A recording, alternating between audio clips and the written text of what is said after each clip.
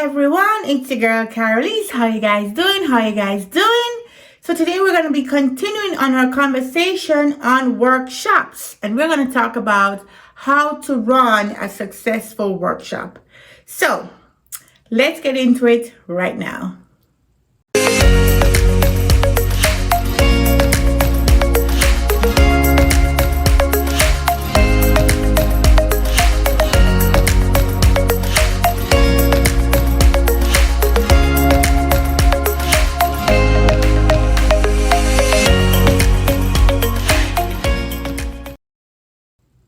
All right, so the first thing I want you to think about for workshops is it really necessary to have a workshop, right? And I've just coming out of running 2 workshops this week.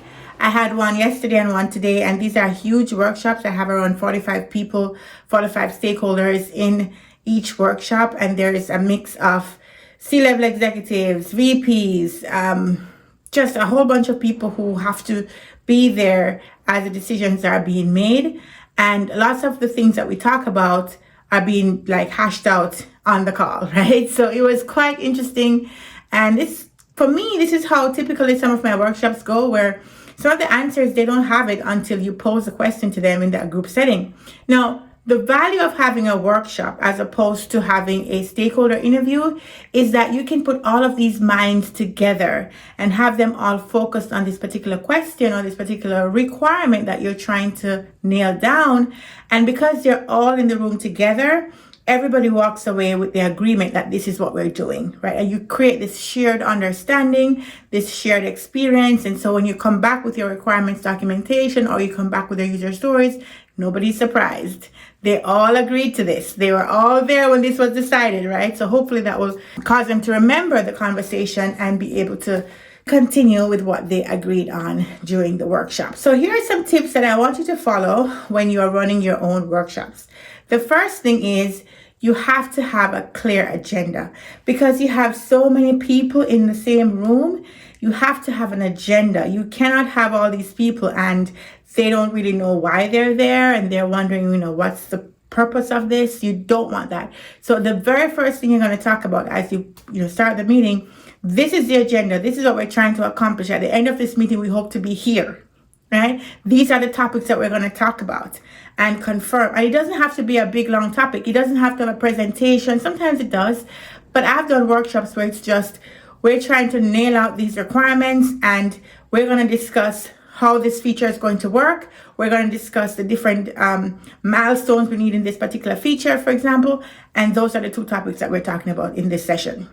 So it doesn't have to be some long list of anything. It could be very focused, very small, very pointed, but you need them to know that this is what you're going to talk about. And you typically would send the invite and the objectives ahead of time, so you make sure you have the right people in the room. So typically you say, okay, we need to talk about this. Who are the best people to pull together? And there'll be some discussion with your project manager around that to make sure that you have the right people.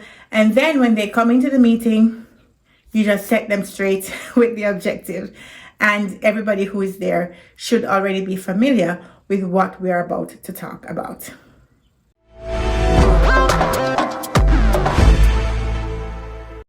Guys, I spend a lot of time talking about business analysis, but I want to also expose you to project management. And I want to introduce you to the Google Project Management Professional Certificate, which is a course that's really, really good for you as a business analyst to transition into the project management space. Because let's face it, guys, you're going to be working alongside project managers, and some of you are even going to transition your career into project management, and you can get that information now to understand the world of project management. So you can gain an immersive understanding of the practices and skills needed to succeed in an entry-level project management role with the Google Project Management Professional Certificate. You can learn how to create effective project documentation and artifacts through the various phases of a project. You learn the foundations of agile project management, with a focus on implementing Scrum events, building Scrum artifacts, and understanding the Scrum role. And you get to practice strategic communication, problem solving, stakeholder management through real world scenarios. So you're applying a lot of the skills that you already have as a BA or you already learned in your BA courses, and now you can have two for one. Now you can become a project manager with the Google Project Management Professional Certificate and leverage the skills that you have as a business analyst as well. So I think this is a great thing for you to do, to be able to use your skills and be able to work between these two very related careers. So I would encourage you to click on the link below of this podcast to check out the Google Project Management Professional Certificate with that link, and you can get a free trial so you can actually learn a lot of the things for free. So check out the link below for the Google Project Management Professional Certificate and get started as a project manager.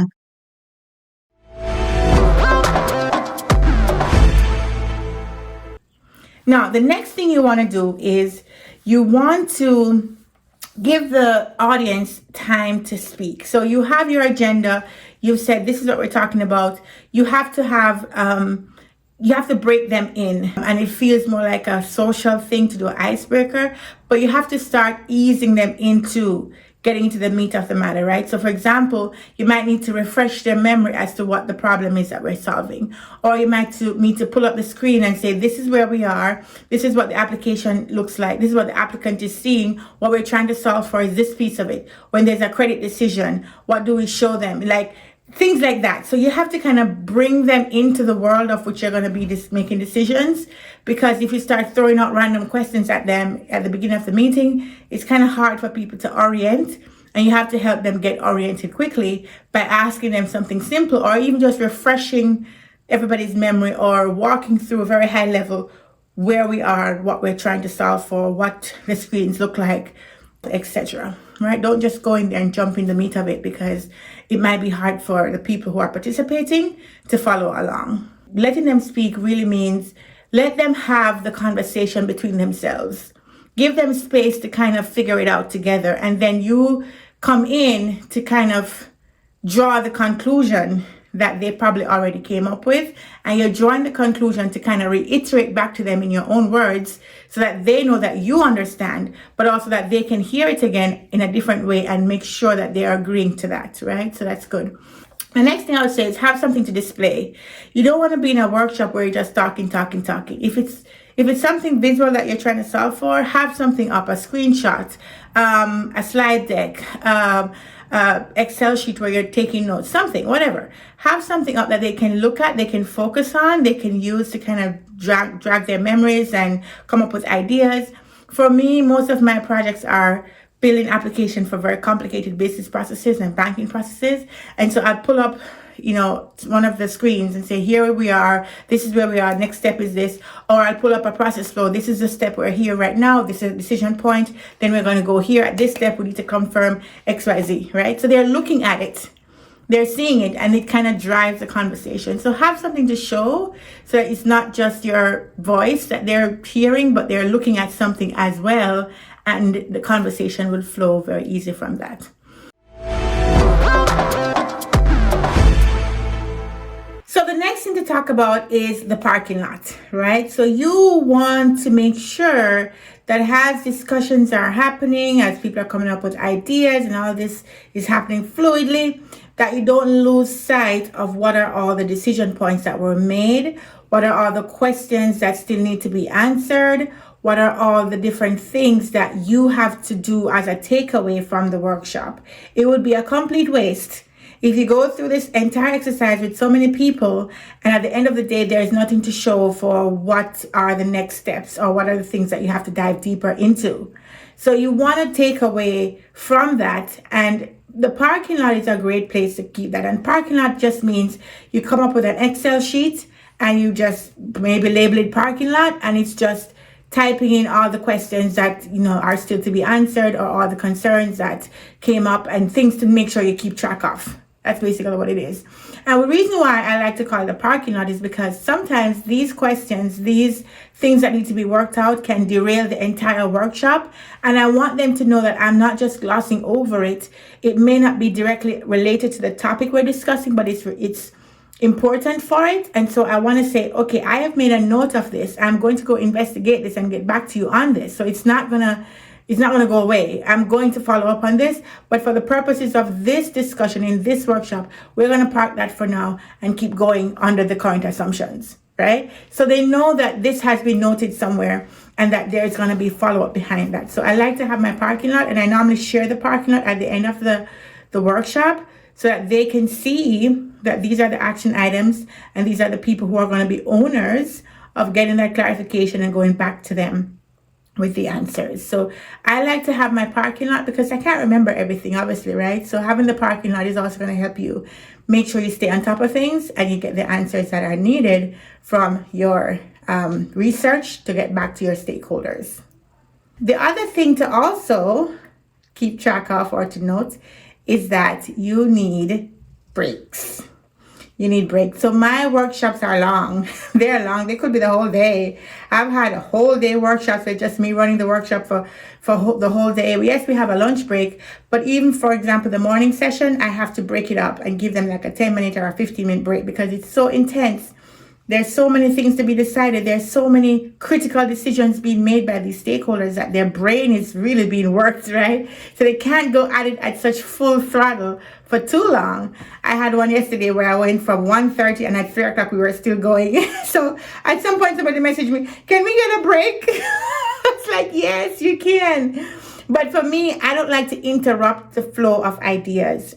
If I see where the ideas are flowing and it's coming up and, ideation is hot, I'm not going to break you. I'm not going to stop you for a break because I want this. This is what I want. And I know when you go up on a break, for you to come back and get back to where you were, it's going to be a little bit harder. So I try to find a good point to break so that I don't interrupt the fluid flow of ideas. But yes, you need to have breaks because, after an hour and a half, you start losing people. So try to make your breaks at least 2 hours. They can go 2 hours, but really an hour and a half is a good time to take a break. Yeah. So during the workshop, also, you need to break for asking questions. So as soon as you're finished with a topic, then you said, is there any questions around this? Are we all feeling comfortable? Right? So take polls. Take polls and say, how do we feel about this set of requirements? Do we feel like we're at a good place? Ask those kinds of questions so that they can confirm with you as you go along that they're good. They're agreeing to what it is that everybody has come up with. Because everybody might have varying opinions, but they can reach to a compromise. And you want to take that poll to just make sure that they're all in alignment with what's going on. At the end of the workshop, you want to recap the main things that was accomplished and the main takeaways that you have, and let them know that you're going to follow up on the parking lot items that was captured during the workshop. So just like a rounding up of the closure of it, you talk about what you accomplished, talked about the things that you still need to go get decisions on, talk about follow-up meetings, because sometimes it's such a big group that you have to have more focused groups that are going to look at specific things. So talk about what the agenda will be for the follow-up sessions coming out of this workshop and whatever other next steps that you want them to know. You should be able to talk about that at the end of the workshop as well.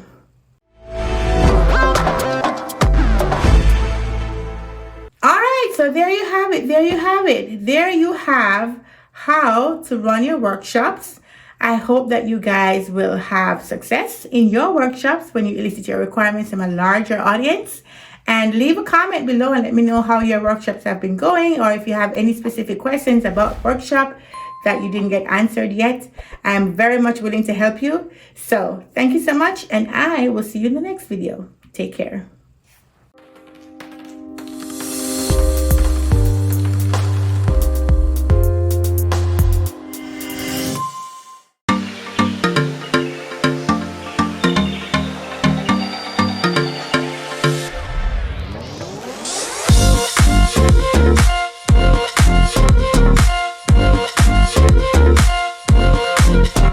We'll be right back.